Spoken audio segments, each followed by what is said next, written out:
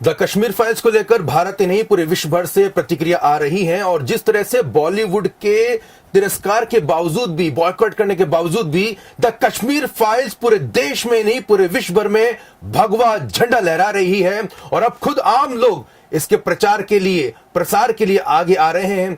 उससे कई सवाल खड़े हो गए हैं। आखिर अब तक हमसे क्या छिपाया गया और क्या द कश्मीर फाइल्स भी वो पूरा सच दिखा पाई जो अब तक हमसे छिपा पाया है। लेकिन उन पहलुओं पर जाने से पहले हम फिल्म के डायरेक्टर श्री विवेक अग्निहोत्री जी और पूरी फिल्म की जो स्टार कास्ट है, उसके तमाम जो छोटे बड़े कलाकार हैं, उनको हृदय से यहां पर साधुवाद देंगे, उनकी प्रशंसा करेंगे और उनको इतने बड़े जो उन्होंने कार्य करके दिखाए उसके लिए कह सकते हैं कि संपूर्ण सनातन समाज की तरफ से उनको बधाइयां हम यहां पर देंगे और आप लोगों से ये अपील भी करेंगे कि इसे सिर्फ फिल्म के तौर पे ना देखें बल्कि उस दस्तावेज के तौर पे देखें जिसे अब तक आपको छिपाया गया और अगर इसे और ज्यादा समय तक छिपाया जाता रहा तो निश्चित तौर पर सनातन संस्कृति को सबसे बड़ा नुकसान आज आने वाले दिनों में हो सकता है।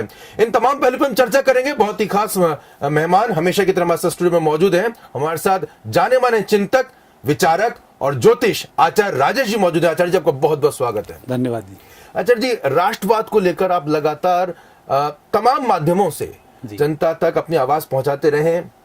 ये पहली मर्तबा नहीं है, हमने देखा था इससे पहले भी आपने कोरोना काल में और उससे पहले भी, और अगर मैं अपने व्यक्तिगत अगर आप अनुभव आपके साथ साझा करूं तो करीब एक दशक पुराना मैं आपको जानता हूं, तब से ही आप लगातार जो है राष्ट्रवाद को लेकर प्रखर रहे हैं।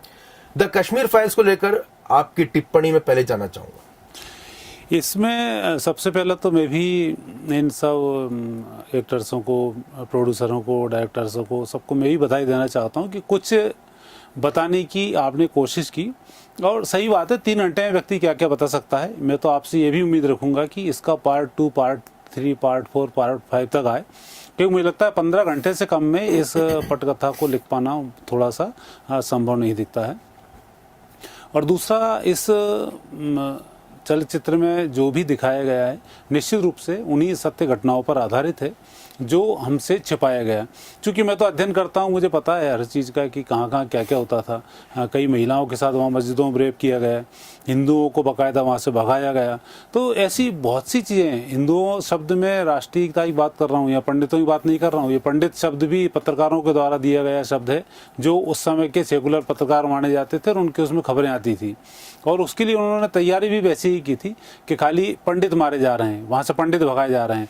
और उससे पहले जो बहुत सारे काम सरकारों ने मिलकर किए हैं, माननीय वीपी सिंह जी उसमें प्रधानमंत्री हुआ करते थे, एक उन्होंने मंडल कमंडल का एक विवाद खड़ा किया, उस पर हरिजनों को और सवर्णों को पहले लड़ाया गया। वो सवर्णों में हरिजनों पर अत्याचार किसने किए? पंडितों ने किए। इस तरह की बातें उठाई गई। उसके बाद फिर ये प्रोपोगंडा खड़ा किया गया कि पंडित ही वहाँ पर सबसे ज़्यादा मारे जा रहे हैं, जबकि पूरा हिंदू वहाँ से भगाया गया कि पंडित अकेला नहीं भगाया गया है, लेकिन प्रचारित सिर्फ पंडित को किया गया है। तो निश्चित रूप से इस फिल्म में जो भी घटनाएं बताई गई, 20-21 लोगों को इकट्ठा पंडितों को लाया गया और उसको भट्ट के द्वारा मारा गया, तो ये भी है कि बिल्कुल सत्य घटना है। अधिकारियों को, सेना के अधिकारी को जो मारा, मजिस्ट्रेट की हत्या हुई, ये सब सत्य घटनाओं पर आधारित है। तो निश्चित रूप से आपने जो इस फिल्म में दिखाने का प्रयास किया, प्रयास आपका सराहनीय रहा, परंतु अभी यह बात यही समाप्त नहीं होनी चाहिए, ये मैं आपसे कहना चाहता हूँ। बिल्कुल आचार्य जी, बहुत महत्वपूर्ण बात आपने यहाँ पे कही है। तो आचार्य जी, आपको लगता है कि इसमें कई ऐसी और बातें जिसे और बेहतर तरीके से समझने की जरूरत है? कि आपको लगता है कि कश्मीर में जो हुआ है वो इकलौता एक ऐसा इंसिडेंट था जो कि भारतीय हिंदुओं के खिलाफ इतना बड़ा नरसंहार हुआ था? तो आपको लगता है कि कुछ और भी ऐसी बातें हैं, जो पहलू हैं, जो अभी तक हमारे जो सनातन समुदाय है वो समझ नहीं पाया है? इसमें कश्मीर की जो उत्पत्ति हुई, यहाँ से इसको शुरू करना चाहिए। किस तरह से जवाहरलाल नेहरू के माउंटबेटन से संबंध थे, उनके अब्दुल्ला से संबंध थे, ऐसे कौन से कारण थे कि एक हरि सिंह जो वहाँ का राजा हो, उस राजा को वहाँ से भगा दिया जाए? ये तो दुनिया के इतिहास में पहली घटना है कि राजाओं को वहाँ से भगाया गया और उसकी पूरी जगह को छीना गया और इसके बाद एक अलग सत्ता बनाई गई। और उस सत्ता में भी ये हुआ था कि जब पहली बार वहाँ पर चुनाव हुए थे उस असेंबली में, तो शेख अब्दुल्ला ने सारी व्यवस्था 75 सीटों में से लगभग मुझे ध्यान है 60 सीटों के आसपास जो हिंदुओं के नामांकन थे और जीत रहे थे, उन नामांकनों को में कुछ चेंजेस करके निरस्त कर दिए गए, निर्विरोध निर्वाचित 60 हुए और बाकी लोग जीत कर आए। और जब 71 उनके लगभग विधायक हो गए थे तब उन्होंने इस तरीके की कश्मीर को हम अलग बनाएंगे। फिर नेहरू के दिमाग पर उन्होंने इस तरीके का असर डाला, तब नेहरू जी को समझ में आया कि मामला क्या हो रहा है। इसके बाद जो घटनाएं घटी वह भी घटती नहीं, लेकिन इन सबके पीछे अकेले कश्मीर कारण नहीं है।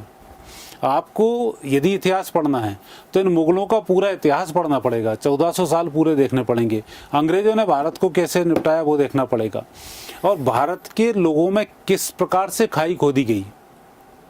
मैं चैलेंज के साथ आपसे कह सकता हूं कि हिंदू का दुश्मन कभी नहीं रहा। उस समय किसी पंडित ने किसी हरिजन पर अत्याचार नहीं किए हैं। आज भी जब गांव में शादी होती है तो वहाँ हरिजन के लिए एक अलग साड़ी आती है, उन लोगों की पहले व्यवस्थाएं होती हैं। हमारे नाई वगैरह, जो एक शब्द उच्चारण इसलिए कर रहा हूँ कि वो जरूरी है उनका उल्लेख करना, उनके अपने वस्त्र आते हैं और उसके बाद घर का कार्यक्रम शुरू होता है। मतलब हमें हर शादी के प्रोग्राम में इन सबको सबसे पहले बुलाया जाता है, सबसे पहले उनको नेक दिया जाता है और हम पे शादी करते हैं।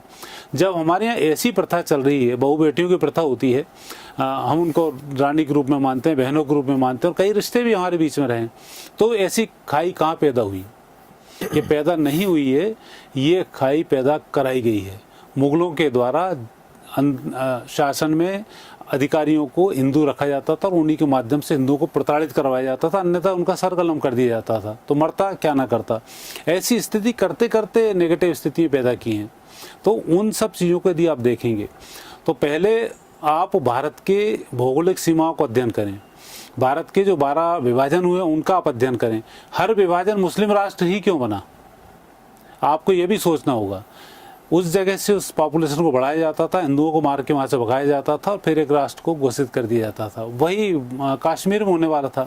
इसमें फिल्म के अंदर डायलॉग भी आखिर में जो कृष्णा पंडित जो किरदार है आचार्य जी, वो बकायदा बताते हैं कि कश्मीर में पहले 90% ज्यादा जो है वो हिंदू ही रहते थे, लेकिन वहां पर शरणार्थी के तौर पर कुछ इस्लामिक जो थे, और उसमें साफ तौर पे बोला गया है कि जो सैयद रहते थे और जो पीर रहते थे, फकीर रहते थे, सूफी रहते थे, वो वहां पर पहले आए और उन्होंने शरण मांगी और उन्होंने सहजता से उनको शरण दी और उसके बाद से वहां पर पूरा का पूरा ट्रांसफॉर्मेशन और षड्यंत्र जो है वो चालू हुआ।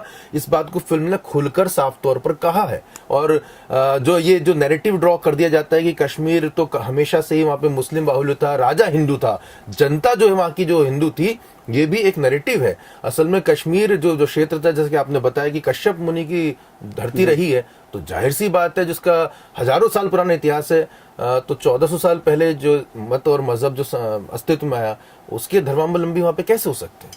नहीं, बिल्कुल यह सही है कि वहाँ इनका होना, कश्यप ऋषि की धरती है, वहाँ आज भी लोग साधना के लिए जाते हैं। बाबा अमरनाथ वहाँ पर मौजूद हैं, नानी वहाँ पर मौजूद हैं, वहाँ पर कई ज्योतिर्लिंग अपने आप में मौजूद हैं, सरस्वती का मंदिर वहाँ पर इतना बड़ा मौजूद है।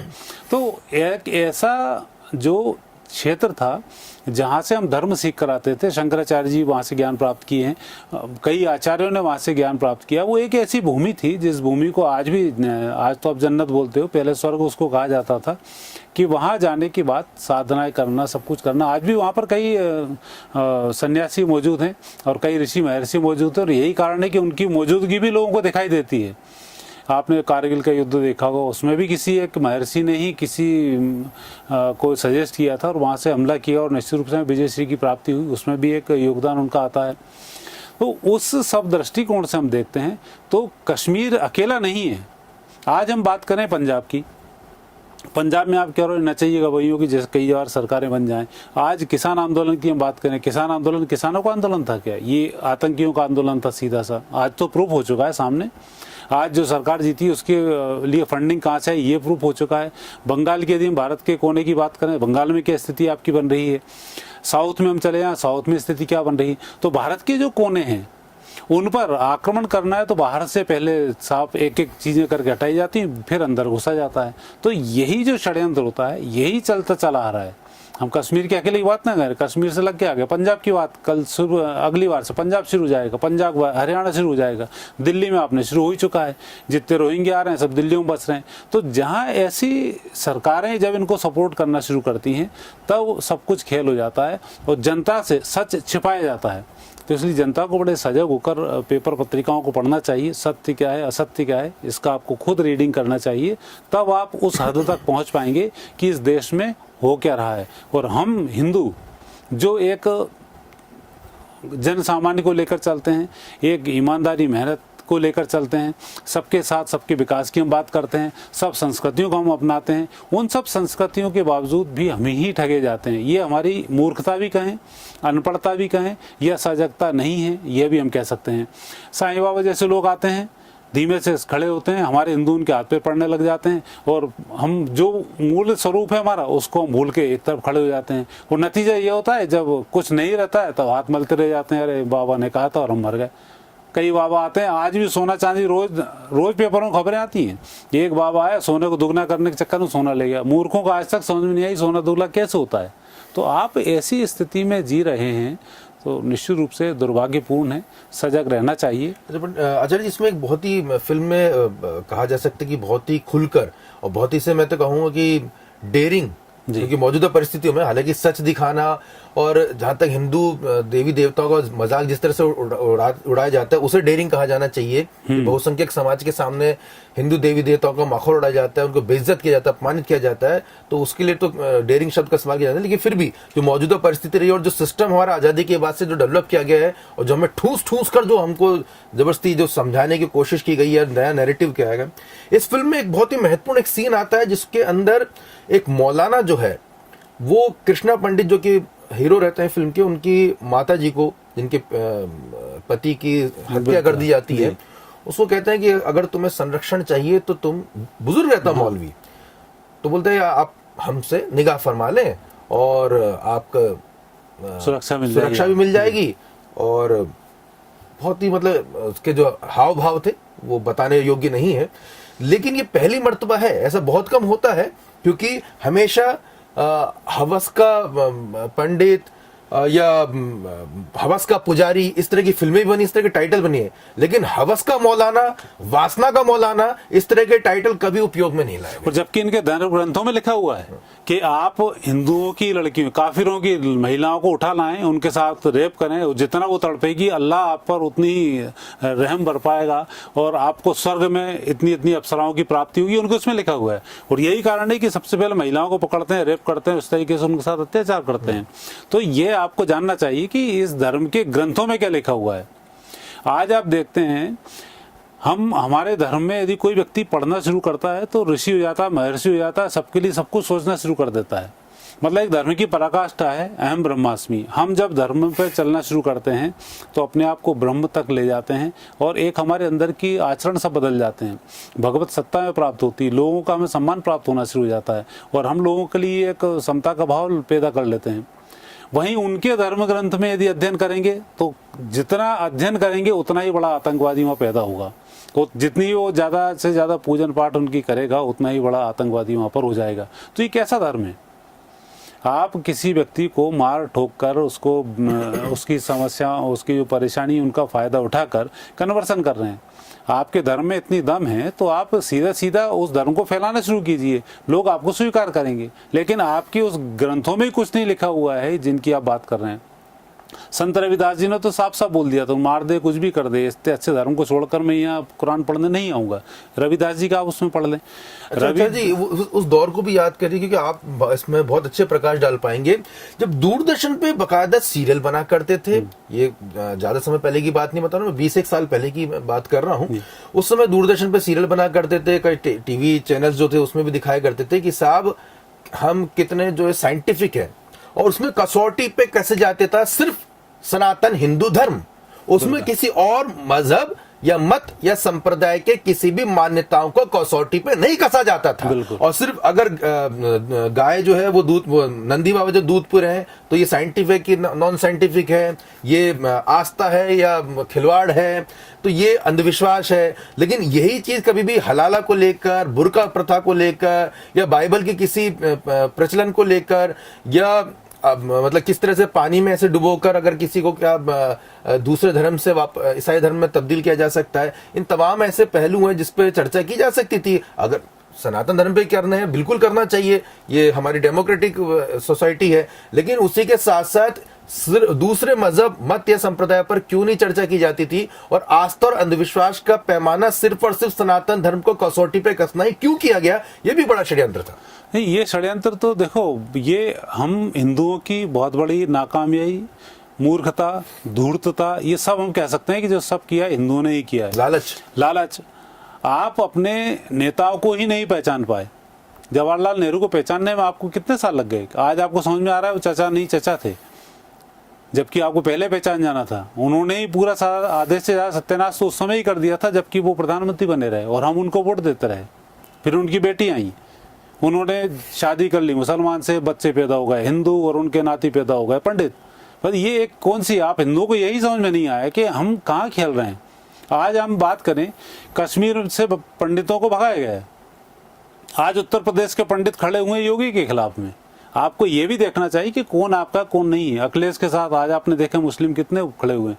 हम जब सिंगस्त करने जा रहे हैं, वहाँ पर एक आजम खान उसका अध्यक्ष बना बैठा हुआ है। मध्य प्रदेश में 1.5 साल की सरकार आई, उसमें एक मुस्लिम को हमारे यहाँ इतने बड़े संस्था का जो सलकनपुर देवी का ट्रस्टी बना दिया गया। ऐसी क्या आवश्यकता पड़ गई थी? हिंदू मर गए थे जो वहां से एक दूसरे धर्म को, विधर्मी को उठाकर यहाँ पे लाया जाए और उसको बनाया जाए। सिर्फ हिंदुओं को छेड़ने के लिए आप वहां वोट देने चले जाते हैं। ये आपको कण कण में सोचना होगा। एक पूर्व मुख्यमंत्री हमेशा ही जब भी बात करेंगे तब हिंदू धर्म के खिलाफ ही बात करेंगे और खुद को बहुत बड़ा धर्माचार्य बनाएंगे। मेरे घर में राम बैठे हुए हैं, सीता मेरे घर में बैठी हुई, रोज मेरा भोजन करती है, रोज उनके अखंड प्रवचन प्राप्त होते हैं। ऐसे लोगों को आप समझें, समझने के बाद आपके वोट की शक्ति, क्योंकि आप में हाथ पैरों में दम आपके है नहीं। दम होती तो आप कश्मीर से नहीं भागे जाते। डरपोक नंबर 1 हो, भागने में नंबर 1 हो, तो ये आपको स्वीकार करना चाहिए। तो जब भागने में नंबर 1 और डरपोक नंबर 1 हो तो ऐसे व्यक्ति को सत्ता पे बिठा दो जिसके थ्रू आप सुरक्षित रह सको। तो आपने आज तक वो नहीं सोचा, कभी आपने रीडिंग नहीं किया कि कौन आपके संप्रदाय के विरोध में जा रहा है, कौन आपका विरोध कर रहा है। आप इस बात में लगे रहे कि पड़ोसी की आंख फूट गई, मैं तो सुरक्षित बैठा हुआ हूँ। कल आपकी आंख फूटेगी तब आप रोना शुरू कर देना, कहाँ जाओगे। तो ये सब चीजें हैं कि हमारे खिलाफ कितना बड़ा षड्यंत्र 1400 साल से चल रहा है, आज से नहीं चल रहा है। और उसके बाद लगातार हम एक पूरी दुनिया का एक बहुत बड़ा हिस्सा हुआ करते थे, सिमटते सिमटते छोटे से एक हिस्से में आ चुके हैं और आज की स्थिति में हम नष्ट होने की कगार पर हैं। कश्मीर सिर्फ फिल्में बनाने से कुछ नहीं होता। हमने फिल्म बना दी, सत्यता आपको दिखा दी, लेकिन आपके अंदर जागृति आई या नहीं आई? आपने उस फिल्म से क्या सीखा? अकेले कश्मीर की बात नहीं कर रहा है, अब आपको पूरे देश का अध्ययन करना होगा कि हम कहाँ कहाँ थे, कैसे कैसे थे और कैसी ऐसी फिल्में, द कश्मीर जैसी फिल्में कितनी बन सकती हैं।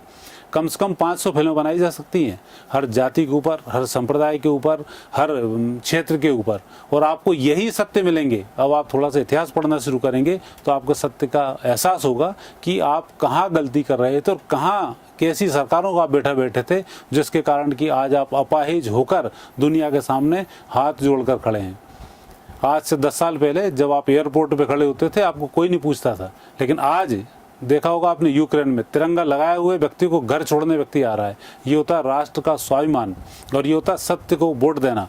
तो आपको इस बात का ध्यान रखना चाहिए। जाति बाती से बंटने के स्थान पर अभी आपने यूपी में देखा होगा, वो सब एक इकट्ठे हुए पाकिस्तान से, अमेरिका से वोट डालने आ गए और आप वही के वही वोट डालने नहीं निकले। 50% 60% वोटिंग हुई। धिक्कार है आप लोगों के ऊपर कि आप उस काम तक को नहीं कर पाए। और ऐसे दूर तो लोगों पे तो कभी कुछ बोलना भी पाप की श्रेणी में ही आता है, जो कि बैठे बैठे घर में और टीवी देख रहे हैं और सोच रहे हैं कि भारत आज़ाद हो जाएगा और हमें स्वतंत्रता मिल जाएगी। तो आप इस बात का ध्यान रखें, इतिहास को पूरा पढ़ें, तब आपको समझ में आएगा कि कई कश्मीरी फाइल्स हैं जो हर आपके गांव की फाइल्स उठा के देखोगे तो आपको इतिहास मालूम पड़ जाएगा। कश्मीर तो आप मत जाओ, आप अपने गांव का अध्ययन कर लो कि आपके गांव में कितनी महिलाओं को मुसलमान बनाया गया है इन अंग्रेजों के टाइम पर, औरंगजेब के टाइम पर। तो आपको खुद ही समझ में आ जाएगा। फिल्म में सर वो भी डायलॉग है जिसमें वो बता रहे हैं कि आज भी वहाँ पे इतने सारे सरनेम है, वो हिंदुओं के सरनेम है, पंडितों के सरनेम है। जैसे वो बट सरनेम है, मीर सरनेम है, वो बहुत सारे सरनेम है जो पंडितों के रहते हैं। वो आज भी उनके आगे असलम बट हो गया है, बस इतना अंतर है, वो सरनेम वही है। फिल्म में अनुपम खेर जी एक बड़ी बात कहते हैं कि मेरे पास तो 25 पीढ़ियों तक का इतिहास मौजूद है। यहाँ जो मुस्लिम बने हुए हैं, क्या वो बता सकते हैं उनके 25 पीढ़ियों का इतिहास क्या रहा है? क्योंकि वो कन्वर्ट किए गए हैं, उसमें बात को खुलकर रखी गई। अब तक इस बात अगर बोलते हैं तो देखिए साहब, ये देश के गंगा जमनी तहजीब को ये नष्ट भ्रष्ट किया जा रहा है, सेक्युलर ताने बानों को तोड़ा जा रहा है। तो यहाँ इस सब की परवाह नहीं करते, क्योंकि सारा जो है ठीक रहा आचार्य जी सेक्युलर होने का। यहाँ हम ये नहीं कह रहे कि आप उठिए और लठ उठा के किसी का सर फोड़ दीजिए, लेकिन कम से कम समझ तो जाइए कि आपके साथ क्या खेला हो रहा है। तो ये आचार्य जी आपको नहीं लगता कि ये सेक्युलर शब्द जो है वो इस्लामिक आतंकवाद से भी ज्यादा खतरनाक शब्द है? नहीं, बिल्कुल, ये शब्द बनाया ही इसलिए गया है कि आप सेकुलर हिंदुओं के बारे में तो पता है ना, आप जरा से एक लड्डू पकड़ा दो, उसमें मीठा मीठा करता हुआ भागता चला जाएगा। वो 15 अगस्त पे आता ही लड्डू खाने के लिए है वो। तो ये इतनी लोभी मानसिकता आपकी बनी हो कि सरकार ने हमें क्या दिया, अरे तुमने देश को क्या दिया, तुम पहले तो अपना ये देखो। भिखमंगाई तो पूरी देश में चली हुई, पूरी दुनिया में फैल रही है, गरीब पूरी दुनिया में है, बेरोजगारी पूरी दुनिया में है, ऐसा नहीं कोई दुनिया हो। और आप 130 करोड़ के बीच में इतने सुकून से हो जितना पूरी दुनिया में नहीं हो। कई देश तो मैं भी घुमा हूँ कि वहाँ भारत जैसी स्थिति नहीं है। आपको उन सब चीज़ों का अध्ययन करना होगा। आज भी कई बाला सुब्रह्मण्य मरे, हम बड़े सोच रहे हैं पंडित मर गया, मालूम बड़ा ताबूत में ले जाके चले जा रहे हैं। तो आपके पास में शब्द वही हैं, जाति धर्म के नाम वही हैं, और मालूम पड़ा जब मरते हैं तब मालूम पड़ा कोई ताबूत में जा रहा है, कोई गाड़ा जा रहा है, कोई कहाँ जा रहा है। तो आपको इस सब बातों का ध्यान रखना होगा और सजग रहना होगा। भारतीय संस्कृति को बचाने की हम बात नहीं कर रहे हैं, बचना हो तो बच जाएगा। आप तो अपने बचने की बात करो, और आप बचोगे अपनी संस्कृति के माध्यम से ही। कन्वर्सन से नहीं बच सकते। कन्वर्सन से बचे, बहुत ज़्यादा पूजन की, तो आप भी आतंकवादी बन जाओगे। वो ऐसे धर्म है। और यहाँ यदि आपको ईश्वर की प्राप्ति करनी है तो इस धर्म को भी बचाना होगा, खुद को भी सजग रहना होगा, और धर्म बचाने वाली सरकारों को चुनना होगा। क्योंकि डंडा उठाने का इस भारतीय संविधान में अधिकार नहीं है। यहाँ कोर्ट कचहरी करती है और सरकारें काम करती हैं। उन्हें आप देखो किस तरह से सरकारों में अपनी व्यवस्थाएं बनाते हैं, किस तरह से सरकार में वो एंट्री करते हैं। वहाँ का एक व्यक्ति गृह मंत्री बना कश्मीर का, उस गृह मंत्री ने ही कितने सारे आतंकवादियों को, अपनी लड़की को अपहरण करवा के छुड़वा दिया। कितना बड़ा प्लानिंग था। जितने नेता महबूबा मुफ्ती को, और आज आपका सारा विरोध कर रहे हैं। मुफ्ती जी के जो पिताजी अब्बा जान है वो गृह मंत्री बने थे देश के, और उसी वक्त ये पूरा का पूरा जो है कार्यक्रम हो गया। तो आपको यही पता नहीं पड़ा कि इतना बड़ा षड्यंत्र रच गए। आज आपके पास में एक विधायक बन जाता, वो विधायक कितने रोहिंग्याओं को आपके पड़ोस में बसा देता, यही आपको पता नहीं पड़ता। आपको लगता है उत्तर प्रदेश से आ रहे हैं, पहले वहां से उत्तर प्रदेश में आते हैं, उत्तर प्रदेश से मध्य प्रदेश में आते हैं। अच्छा, कभी भी सर ये कोई हेडलाइन नहीं आती आचार्य जी कि साहब रामलाल नाम का आतंकवादी जो है वो कंबोडिया में जाके बम फोड़ आया, या श्यामलाल जो है वो अफ्रीका में जाके जो है बम धमाके की प्लानिंग कर रहा था, या सोहन जो है उसने अमेरिका में जाके जो है ब्लास्ट कर दिया, या मोहन जो है वो इंग्लैंड में जाके उसने जो है रॉकेट छोड़ दिए। तो ये इसके बाद भी समझ में नहीं आता, इसके बाद समझ नहीं आता। तो इन सब चीजों, और मुझे लगता है आचार्य जी इस अंतिम चरण में कि अभी भी काफी जो तादाद में हमारे जो सेक्युलर जो हमारे दोस्त हैं, हमारे साथी हैं, वो हमें अब तक गोदी मीडिया बोल चुके होंगे और हम पे बड़ा सा पोस्टर लगा चुके होंगे। तो उनसे मैं एक दरख्वास्त करूंगा, अगर आप इस चैनल को या हम जैसे लोगों को गोदी मीडिया कहते हैं तो 1990 में उस मीडिया को आप क्या कहेंगे जिसने कश्मीर की तमाम इन सच्चाई को छुपाया? तब उस वक्त भी क्या मोदी जी वहां पर बैठे थे, और तब कौन सा गोदी मीडिया वहां पर था? उस समय की जो तस्वीर को जो छुपाने वाले जो मीडिया कर्मी थे, जो टीवी चैनल्स थे, जो सरकारी मीडिया था, जो अखबार थे, वो किसका पालन कर रहे थे? वो कौन सा मीडिया कहलाएगा? क्या आपको मालूम है कि कश्मीर में, मैंने रिपोर्टिंग की आचार्य जी, वहां पे हिंदी पेपर नहीं मिलते। जी बिल्कुल, वहां पे सिर्फ अंग्रेजी पेपर अलाउ है, उर्दू पेपर अलाउ है। वहां पर पूरी तरह से हिंदी को खत्म कर दिया गया। जहां पे शंकराचार्य जी की पीठ रही है, जहां पे संस्कृत का अध्ययन हुआ करता था, वह पूरी तरह से संस्कृत और देवनागरी लिपि को खत्म कर दिया गया। ये ऐसे कई बाकी हैं जहाँ पर कि हिंदू संस्कृति को बहुत प्लानिंग की तरह से उन्होंने नष्ट किया है। बड़े आसानी से वो नेताओं को जितवा लाते हैं। वही नेता जिनको आप वोट देते हो, आप ही की नहीं सुनते हैं, आपके पड़ोस में ही उपद्रव कर देते हैं। पड़ोस में एक मोहल्ला होगा, वहाँ पर सारे रोज साफ सफाई होती है, और आप वोट दे रहे हो और आपके यहाँ कुछ नहीं होता है। टैक्स आप देते हो, वो नकली झुग्गियों में रहते हैं, 3-3 मंजिल मकान बना लेते हैं, गाड़ियों में घूमते रहते हैं, कुछ नहीं होता है। तो ये सब चीज़ों का आपको बहुत अध्ययन करना होगा। तो ऐसी कई कश्मीर फाइल्स बनेंगी। तो मेरा तो आपसे अनुरोध ये है कि इस फाइल्स को देखें और अपने दिमाग को खोलें, अपने चक्षुओं को खोलें, सरकारों पे ध्यान दें कि हम वोट किसको दें, कौन सा नेता क्या हरकत कर चुका है, कौन सा अखबार आपके नेगेटिव जा रहा है, आपके समाज में क्या चीज़ें परस रहा है। अभी तो कुछ सेकुलर अखबार अभी आ जाएंगे, होली पर सफ़ेद रंग से होली खेलो, लाल रंग से पानी वाले रंग से होली मत खेलो, ये सब आ जाएंगे अभी उतर उतर कर, जिनमें इस तरह की खबरें छप जाएं, समझ जाने सेकुलर अखबार हैं और आपके दिमाग को डाइवर्ट करते हैं। तो उस तरह से आपको देखना चाहिए। और कई ऐसी घटनाएं भी, कुछ दिन पहले कोरोना काल हुआ, भारत की क्या बेइज्जती इन मीडियाओं ने कराई है, जबकि इतने लोग ही नहीं मरे थे। तो आपको इन सब चीज़ों का ध्यान रखना पड़ेगा और दिमाग खोलना पड़ेगा। तो आपके दिमाग के थोड़े से चक्षु को खोलने के लिए इस फिल्म के निर्माता निर्देशकों को मैं बहुत धन्यवाद देता हूं कि आपको कुछ तो मिला, लेकिन आगे अब आपको सोचना है कि आगे आप क्या कर सकते हैं। और बिल्कुल हम यहाँ पे एक रिक्वेस्ट ये भी करना चाहेंगे कि कृपया इस फिल्म को जाकर थिएटर में देखें, जिससे कम से कम वो कराचीवुड यानी कि बॉलीवुड वालों को पता चले और कपिल शर्मा जी को पता चले कि उनके सपोर्ट के बिना भी सनातन धर्मावलंबी में इतनी शक्ति है, इतनी ताकत है कि किसी भी फिल्म को सुपर हिट बम्पर हिट करा सकते हैं और अपने हितों की वो रक्षा करना जानते हैं। अगर आप इसको मोबाइल पर ही देखेंगे या इसकी जो कॉपी इसको देखेंगे, तो इससे जो फिल्म निर्माताओं ने जो अपनी जान जोखिम में डाली, इतना जो डेयरिंग की है, इतनी जो मेहनत की है, इतना परिश्रम किया है, उसे सही मायनों में उसको हम कहा जा सकते हैं सपोर्ट नहीं करेंगे। तो आपसे हम दरख्वास्त करेंगे कि ज्यादा से ज्यादा जाकर आप इस सच्चाई को देखें, इस सिर्फ सच्चाई को महसूस करें कि आखिर हमारे साथ क्या कुछ खिलवाड़ किया जा रहा है। आने वाले एपिसोड में हम इसी तरह के, मैं इसमें एक आपसे और रिक्वेस्ट करना चाहूंगा कि कपिल शर्मा शो को पंडित तो देखें ही ना, क्योंकि आप पंडितों के खिलाफ इतनी बड़ी फिल्म बनाई गई है। कपिल शर्मा स्वयं पंडित, कपिल शर्मा खुद पंडित है, ये पंडितों का ही हत्यारा है। आपको यदि पंडित आप हो तो आपको इस बात का ध्यान रखना चाहिए कि आपकी इन हत्याओं में ऐसे कपिल शर्मा का बहुत योगदान है जो इस तरीके की हरकतें करते हैं। तो निश्चित रूप से आप इसका विरोध करें और घर में तो आप देखना ही बंद करें। और मेरी तो समझ हिंदुओं से दरखास्त है कि पंडित तो जातिवाद में ना पड़ें, क्योंकि वेद जातिवाद की बात करता ही नहीं है। वेद बात करता है संभाव की। आप अपने कर्मों से अलग अलग जाने जाते हैं, लेकिन सायंकाल खाना खाने का अधिकार एक साथ वेद आपको देता है। वेद आप पढ़ेंगे, आपको मालूम पड़ जाएगा कि वो जातिवाद के चक्कर में पड़ता ही नहीं है। तो उन सब चीज़ों का भी आप थोड़ा सा अध्ययन करें और कुछ अच्छी स्थिति तक आप पहुंच पाएंगे। बिल्कुल। और आने वाले एपिसोड में हम इन्हीं पहलुओं पर लगातार चर्चा करेंगे। आखिर 1947 में हमें विभाजन के बाद क्या कुछ मिला, इससे क्या कुछ हासिल हुआ। पाकिस्तान के बलूचिस्तान में हिंगलाज माता का मंदिर है जो कि 52 शक्तिपीठों में से एक है। आखिर अगर वो शक्तिपीठ वहां था तो वहां के रहने वाले हिंदू कहाँ चले गए, कहाँ उनको दफना दिया गया, कहाँ उनको काट के फेंक दिया गया। ऐसे तमाम बर्निंग इश्यूज को लेकर इंडिया फर्स्ट लगातार आचार्य जी के साथ में हाजिर होता रहेगा। हमारी दरख्वास्त है, अगर आपको ये वीडियो पसंद आए इसको ज्यादा से ज्यादा शेयर करें, लाइक करें, चैनल को सब्सक्राइब करें। कम से कम आपका ये जो लाल बटन दबाना हमें वो सपोर्ट देता है कि हमें आगे बढ़ने की प्रेरणा देता है। हम आपसे और किसी प्रकार की सपोर्ट की अपेक्षा नहीं करते हैं, लेकिन अगर आप हमें कमेंट करके बताएंगे और कुछ क्या जानना चाहते हैं तो हम कोशिश करेंगे उन पहलुओं को आपके सामने रखने की, आपके सामने चर्चा करने की।